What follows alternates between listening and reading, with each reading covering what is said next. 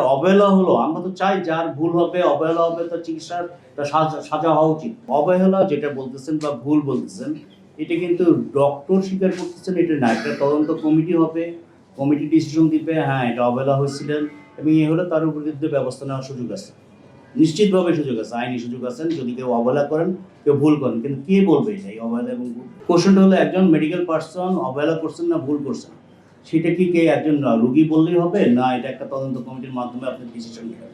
আপনারা ডিসিশন নেন তদন্ত কমিটি মৌখিকভাবে, যেমন আমি এমনও দেখছি, সেটা আপনাদের বিরোধী করে বলতে চাচ্ছি না, অনেক রিপোর্টে দেখছে যে হয়তো পশু চিকিৎসক মেরে ফেলছে রোগীটাকে, একজন পশু চিকিৎসক রোগী মেরে ফেলছে।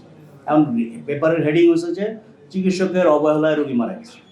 আমরা যখন ভিতরে পড়তে গেলাম তখন যে দেখলাম যে একজন পশু চিকিৎসক আসলে পশু চিকিৎসক রোগী মেরে ফেলছে, কিন্তু মানুষের কাছে বাড়তে গেল চিকিৎসক ভুল আর অবহেলা।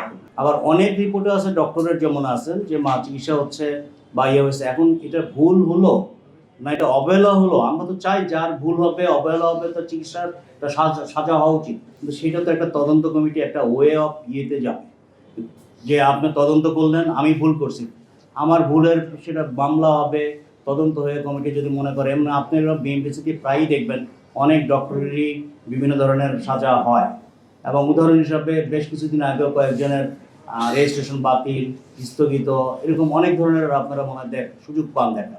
তা আমার প্রশ্ন হলো সেটা তদন্ত হোক, যদি ডক্টর ভুল করেন, অবহেলা করেন, তার বিচার হবে, আমাদের কোনো আপত্তি নেই। কিন্তু আমি ডক্টর তদন্ত হলো না, বিচার হলো না, রোগী মনে করলো অবহেলা করছে, যার কারণে ডক্টরকে মারা হলো, আমাদের প্রতিবাদটা ওখানে।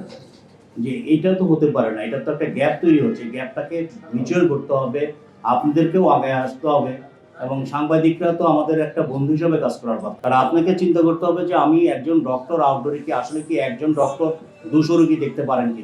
আপনি কি মনে করেন যে আপনি নিজে যে দেখেন একটা আউটডোরে একজন ডক্টর কতজন রোগী দেখতেছে? আমাদের এখানে দাবি ছিল 40 জন, একজন ডক্টরকে ফিক্স করে দেন 40 জন রোগী, আমরা 40 জনকে সার্ভিস দিতে রাজি আছি। কিন্তু আমি একজন ডক্টরকে 400 জন রোগী কেমনে, 200 জন রোগী কেমনে দেখবে আপনি বলেন? সেখানে যদি 200 জন দেখতে হয় তাহলে সেই মিসম্যানেজমেন্টের দায়টা আসলে কার উপর পড়ে? ডক্টরের উপরে কি?